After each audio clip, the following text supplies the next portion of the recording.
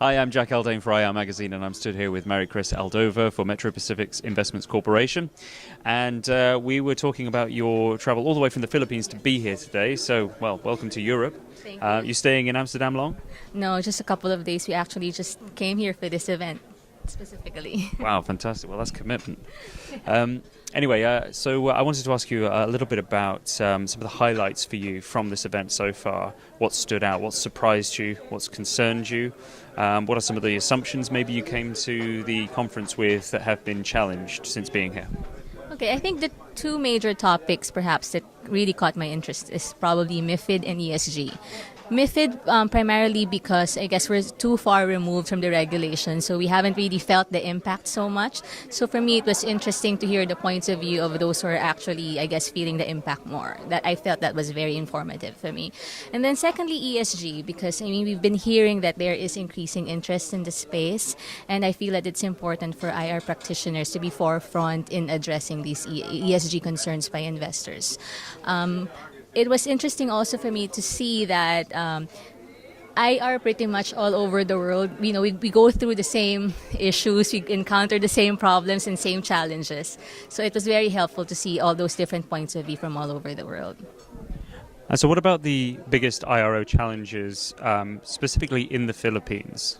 I think for now it's a combination of navigating through a very bearish market at the moment and also dealing with rising complications on our political and economic environment. Because obviously, especially when we're talking to foreign investors, that's forefront in their minds.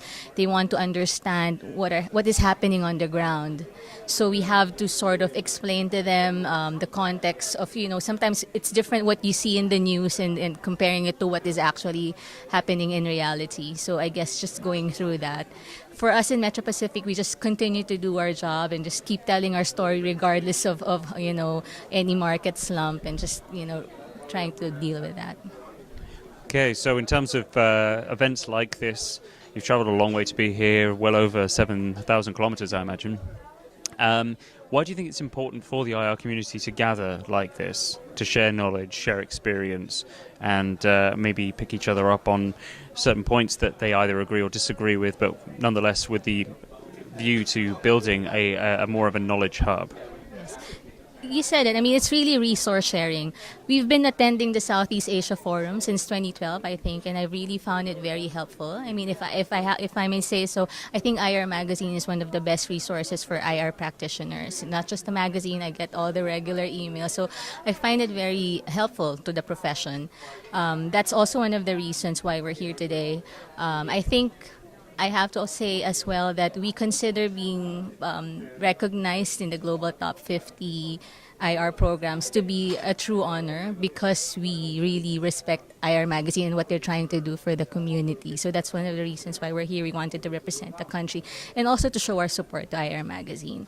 And being here actually just reaffirms my view that this is a good chance to sort of network with the rest of the IR professionals and learn more about best practices all over the world. Just taking advantage of that.